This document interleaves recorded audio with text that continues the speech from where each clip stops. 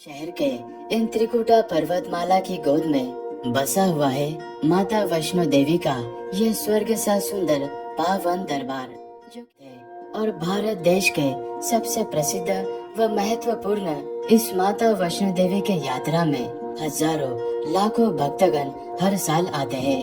तो इस पूरी यात्रा को करने के लिए आपको कितना समय लग सकता है और साथ ही में होटल यानी कि यहाँ पर रहने की एवं खाने पीने की क्या क्या सुविधा है, घोड़ा, पिट्ठू, पालकी, हेलीकॉप्टर, रोपवे, इन सभी के रेट्स क्या होंगे और माता रानी के दर्शन करने के बाद आप यहाँ पर और भी कौन से धार्मिक व पर्यटन स्थलों पर घूमने के लिए जा सकते हैं, कितना आपका बजट होगा और साथ ही में महत्वपूर्ण जानकारी के साथ ही में हम आपको वैष्णो देवी धाम के इन खूबसूरत प्राकृतिक नजारों के साथ में ये संपूर्ण यात्रा कराने वाले हैं। तो इस वीडियो को पूरा जरूर देखना। वैष्णो देवी धाम तक आने के लिए सबसे पास वाला रेलवे स्टेशन ये श्री माता वैष्णो देवी कटरा रेलवे स्टेशन है, जो कि कटरा शहर में ही बना हुआ है।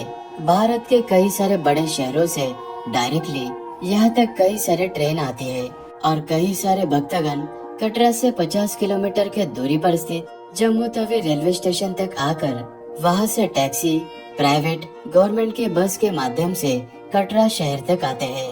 और बात करें कटरा में होटल्स की, तो स्टेशन के बाहर और स्टेशन से लगभग 1 किलोमीटर के दूरी पर स्थित इस फाउंटेन चौक चौराहे के आसपास में आपको कई सारे प्राइवेट होटल व धर्मशाला रहने के लिए मिल जाती है। लेकिन कटरा के इस बस स्टैंड के पास में आपको यह निहारिका कॉम्प्लेक्स नजर आएगा। इस कॉम्प्लेक्स के अंदर आपको शक्ति भवन, आशीर्वाद भवन, इस तरह से ऑफिशियल श्राइन बोर्ड के तरफ से आने वाले भक्तों के लिए डॉर्मेट्री के साथ ही में कई सारे कमरों के रहने की भी सुविधा है। आप चाहो तो यहाँ पर भी रुक सकते हैं। मैं तो एक रात के लिए रेलवे स्टेशन पर बने हुए इस IRCTC के डॉर्मेट्री में रुका था, जिसमें मेरा ब्रेकफास्ट भी शामिल था। तो अगले दिन की सुबह होते ही मैं निकल पड़ा माता की भवन की यात्रा करने के लिए। और इसी फाउंटेन चौक के पास में आपको ये वाला यात्रा रजिस्ट्रेशन काउंटर नजर आएगा। आपके फैमिली में जितने भी लोग हैं, सभी को यहाँ पर लाइन में लगकर अपना आधार कार्ड दिखाते हुए इस तरह का RFID कार्ड लेना जरूरी होता है। RFID कार्ड के बगैर यात्रा करने की अनुमति बिल्कुल भी नहीं होती है। और RFID कार्ड मिलने के बाद 10 घंटे के अंदर आपको यात्रा को शुरुआत करनी होती है। और इस तरह का RFID कार्ड आप रेलवे स्टेशन से भी बना सकते हैं। और ये है बाणगंगा प्रवेश द्वार, जिसे बाणगंगा चेक पॉइंट भी कहा जाता है। इसी जगह पर आपका RFID कार्ड चेक किया जाता है और आपका सारा सामान चेकिंग करने के बाद असली यात्रा की शुरुआत यही से होती है।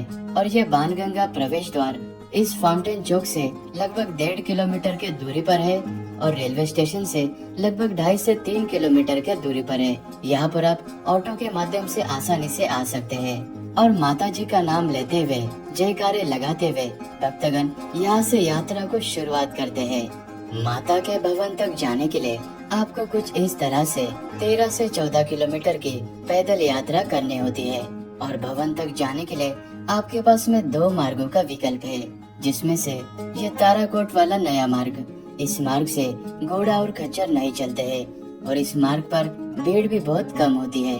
हालांकि आपको इस मार्ग पर 1 से 1.5 किलोमीटर एक्स्ट्रा चलना पड़ता है, लेकिन इस रास्ते की चढ़ाई थोड़ी सी नॉर्मल है। अधिकतम भक्तगण इस बाणगंगा वाले प्राचीन मार्ग से ही अपनी यात्रा की शुरुआत करते हैं। अगर आप पैदल यात्रा करने में असक्षम है, तो यहाँ पर आपको घोड़ा, खच्चर, पालकी का भी ऑप्शन होता है। और बात करें घोड़े की, तो भवन तक का जाने का 1250 रुपया चार्ज है और पालकी का 3150 रुपया और इस तरह के बेबी सीटर का लगभग 550 रुपए लिया जाता है। बाकी के सारे चार्ज आपको स्क्रीन के ऊपर नजर आ ही रहे होंगे। और कुछ दूरी तय करने के बाद आपको यहाँ पर यह प्राचीन बाणगंगा मंदिर नजर आएगा। माता रानी के भक्तों के लिए यह स्थान महत्वपूर्ण है। यहाँ पर भी स्नान घाट बना हुआ है, लेकिन भक्तगण इस बाणगंगा से 600 मीटर के दूरी पर स्थित इस गीता मंदिर स्नान घाट पर स्नान करना पसंद करते हैं, क्योंकि यहाँ पर पहाड़ों के ऊपर से ताजा ताजा झरनों से पानी बहता हुआ आता है। और प्राचीन कहानी मान्यताओं के अनुसार जब माता वैष्णो देवी त्रिकुट पर्वत की ओर जा रही थी, तब उस वक्त माता इस स्थान पर रुके थी और साथ में हनुमान जी भी थे। हनुमान जी को प्यास लगी थी, इसी कारणवश माता रानी ने यहाँ पर तीर चलाकर जल को प्रकट किया था। इसी कारण से इस स्थान का नाम बाण गंगा पड़ा और कहते हैं कि माता ने इस स्थान पर अपने केश यानी कि बाल धोए थे, इसलिए इस स्थान को बाल गंगा भी कहते हैं। और रास्ते में पैदल यात्रा करते समय श्राइन बोर्ड की तरफ से भक्तों के लिए इस तरह की लंगर की सुविधा भी है, जिनमें आपको निशुल्क व कम पैसे में अच्छी खाने पीने की चीजें मिल जाती है। और इतना ही नहीं, इस तरह के मसाज सेंटर, एटीएम और इमरजेंसी में मेडिकल यूनिट, एम्बुलेंस, ऐसी कई सारी सुविधा आपको पैदल यात्रा में मिल जाती है। तो आपको पैदल यात्रा करने में ज्यादा असुविधा नहीं होती है। और आप जैसे ही इस गीता मंदिर के पास में पहुंच जाओगे, आप समझ लेना कि यात्रा का सबसे पहला महत्वपूर्ण पड़ाव बस आने ही वाला है, जो कि ये है पवित्र चरण पादुका मंदिर।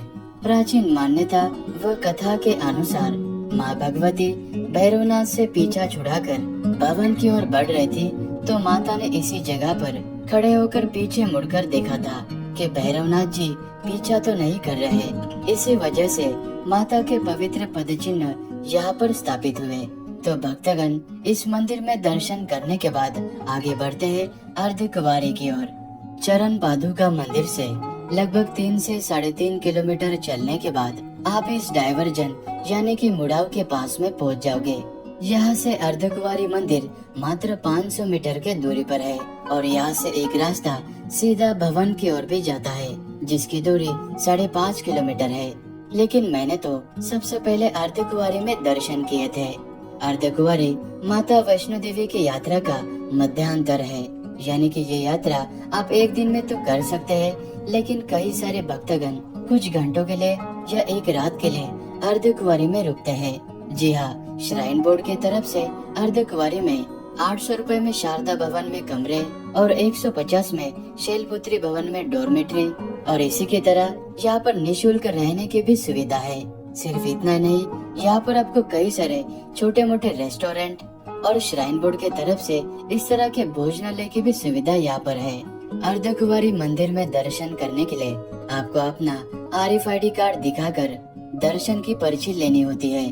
फिर इस तरह से लाइन में लगकर गुफा में आपको छोड़ा जाता है। लेकिन ज्यादा भीड़ होने पर कई सारे भक्तगण यहाँ से पर्ची लेते हैं, पहले माता के भवन में दर्शन करने के बाद फिर लौटते समय अर्धकुंवारी में दर्शन करते हैं।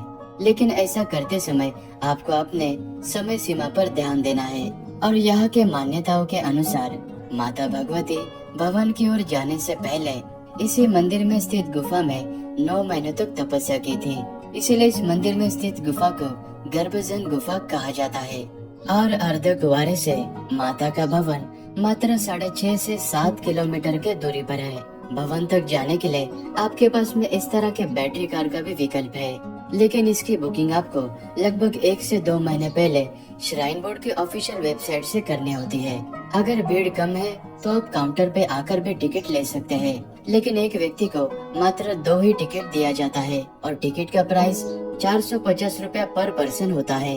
माता के भवन तक जाने वाला यह रास्ता ज्यादा चढ़ाई वाला नहीं है और 30 से 40 मिनट चलने के बाद आपको त्रिकुटा के इन विशालकाय पर्वतमाला के बीच में बसे हुए माता के इस खूबसूरत भवन के दूर से ही प्रथम दर्शन हो जाते हैं, जिसे देखकर आपका मन प्रसन्न हो जाता है। और माता के दर्शन करने के लिए जाने से पहले आपको अपने पास में स्थित मोबाइल, स्मार्ट वॉच, चमड़े का बेल्ट, पैसे छोड़कर इस तरह की कई सारी वस्तुएं भवन के आसपास में बने हुए इन लॉकर्स में रखना होता है। इसके बाद में मन में माता के जयकारे लगाते हुए इस तरह से लाइन में आपको लगना होता है। और इसी भवन के अंदर बने हुए गुफा में माता वैष्णो देवी 3 पिंडी के स्वरूप में विराजमान है। माँ लक्ष्मी, माँ काली और माँ सरस्वती। प्राचीन मान्यता व कहानी के अनुसार माता वैष्णो देवी का पीछा करते हुए भैरवनाथ जी इस भवन के गुफा तक आ पहुंचा था, इसलिए माता ने विवश में आकर भैरवनाथ जी का सर धड़ से अलग कर दिया था। और मान्यताओं के अनुसार इस भैरव घाटी में भैरव जी का सर आकर गिरा था। यहाँ पर वर्तमान समय में भैरव जी को समर्पित एक मंदिर भी बना हुआ है और कहा जाता है कि माता वैष्णो देवी के दर्शन करने के बाद अगर आप भैरव जी के यहाँ पर दर्शन नहीं करते हो तो माता वैष्णो देवी की यह यात्रा अधूरी मानी जाती है। भैरव जी का यह मंदिर माता के भवन से लगभग 2 किलोमीटर के दूरी पर इस पहाड़ी पर स्थित है, जिसे भैरव घाटी कहा जाता है। यहाँ पर आप सीढ़ियों से चलकर तो आ ही सकते हैं, लेकिन भवन परिसर में ही आपको रोपवे की भी सुविधा है। आप 100 रुपए के टिकट में मात्र 2 से 5 मिनट में भैरव जी के मंदिर तक पहुँच सकते हैं। अगर आप भवन के आसपास में कमरा लेकर रुकना चाहते हैं तो श्राइन बोर्ड के तरफ से आने वाले भक्तों के लिए यहाँ पर पार्वती भवन, कालिका भवन, इस तरह के अनेकों भवन बने हुए हैं, जिनमें से दुर्गा भवन में आपको निःशुल्क में रहने की भी सुविधा है और यहाँ पर खाने पीने की आपको कोई भी कमी नहीं आने वाली है। चाहे आप कटरा में स्थित निहारिका कॉम्प्लेक्स या फिर अर्धकुंवारी या फिर माता के इस भवन के आसपास में क्यों ना हो, आपको जहाँ पर भी रुकना है आपको 1 से 2 महीना पहले ही श्राइन बोर्ड के ऑफिशियल वेबसाइट से अपने लिए कमरों की बुकिंग कर लेना है, ताकि आपकी यात्रा और भी अच्छी तरह से हो सके। अगर यात्रा में भीड़ कम है तो बस स्टैंड के पास में बने हुए इस निहारिका कॉम्प्लेक्स में आप आकर इंक्वायरी करके यहाँ से भी ऑफलाइन कमरे बुकिंग करा सकते हैं। और बात करें हेलीकॉप्टर की तो कटरा से भवन तक का आने का चार्ज 4,420 रुपया है, जो कि दोनों तरफ का है, और सिंगल साइड का 2,210 रुपया है। और हेलीकॉप्टर आपको सांझी छत नाम के जगह पर उतार देता है। यहाँ से माता का भवन लगभग 2.5 किलोमीटर के दूरी पर है और हेलीकॉप्टर की बुकिंग्स भी आपको श्राइन बोर्ड के ऑफिशियल वेबसाइट से करनी होती है, जो कि लगभग 2 महीने पहले ही शुरू हो जाती है। और निहारिका कॉम्प्लेक्स में एक काउंटर बना हुआ है, जहाँ पर भीड़ कम होने पर आपको ऑफलाइन भी हेलीकॉप्टर की बुकिंग्स मिल जाती है। और बात करें माता के दर्शन करने के बाद आप और भी कौन सी जगह पर जा सकते हैं, तो अधिकतम भक्तगण शिव खोड़ी की यात्रा पर भी जाते हैं। कटरा के इस बस स्टैंड से आपको कई सारे बसेस मिल जाती है, जो आपको एक ही दिन में शिव खोड़ी के दर्शन करा के शाम को या रात को वापस कटरा में छोड़ देती है। और कटरा से ही लगभग 85 किलोमीटर के दूरी पर ये खूबसूरत सा पटनी टॉप हिल स्टेशन है। कई सारे भक्तगण इस टूरिस्ट प्लेसेस पर भी घूमने के लिए जाते हैं।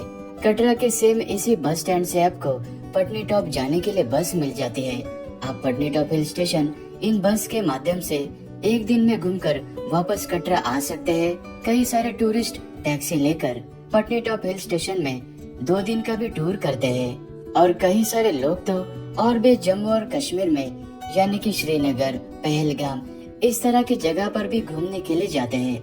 कटरा में आपको टैक्सी की सुविधा है, आप टैक्सी के माध्यम से भी श्रीनगर तक जा सकते हैं। और बात करें बजट की, तो वैष्णो देवी धाम की यात्रा में आपको ज्यादा खर्चा नहीं आता है, लेकिन आप और भी जगहों पर जाते हैं, शॉपिंग करते हैं, तो वो खर्चा आपके स्पेंडिंग के ऊपर डिपेंड होता है।